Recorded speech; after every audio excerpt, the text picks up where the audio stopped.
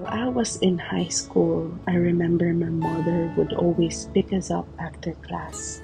More often than not, she arrived late, understandably so as she had so many responsibilities to attend to. At that time, it was difficult for me to ask where she was because I was secretly bringing a mobile phone to school, which was strictly prohibited. I constantly feared being caught, so I had to be discreet whenever I tried to check my messages or make a call. She would always tell me I'm on my way, yet she was rarely anywhere near the school. I assumed she was still running errands or attending to something important.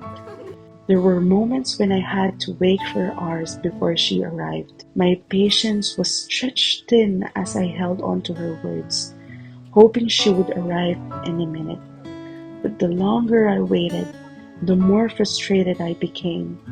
I questioned why she would say she was coming when clearly she wasn't yet on the way. As I grew older, I came to realize waiting is a part of life. It doesn't end with childhood or school. It is a continuous cycle.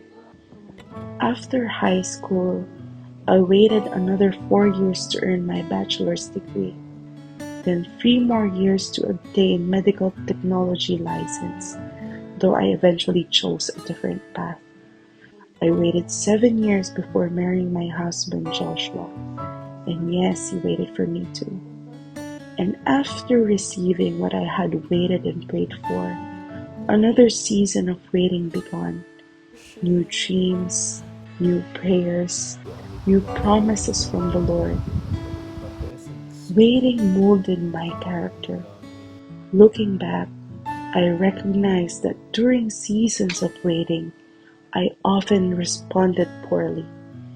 I would lose my temper, speak harshly to my mother, and completely abandon patience. Waiting revealed my weaknesses, but God used it to strengthen me. Today, as I find myself in yet another season of waiting, perhaps one of the most important, I'm learning to respond differently. God is teaching me to wait in a way that reflects Christ, a kind of waiting that does not complain, that does not compare, that does not rush ahead or give in to frustration, a waiting that remains hopeful, faithful, and still, a waiting that clings to His word.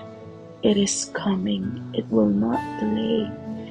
Even when I see no sign of it yet, waiting may still feel frustrating at times, but more than ever, I see it as sacred, because it is in the waiting that God does His deepest work within us.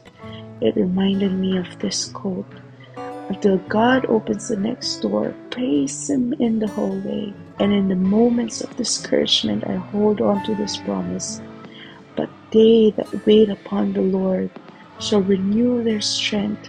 They shall mount up with wings as eagles. They shall run and not be weary, and they shall walk and not faint. When I wait, I do not faint, because I am completely strengthened by God. And so, I have fully surrendered my life to Jesus. Every part of me, my time, my dreams, my waiting belongs to Him, because whether I'm in the waiting or living in the fulfillment of a prayer, my desire remains the same. That is to glorify His name.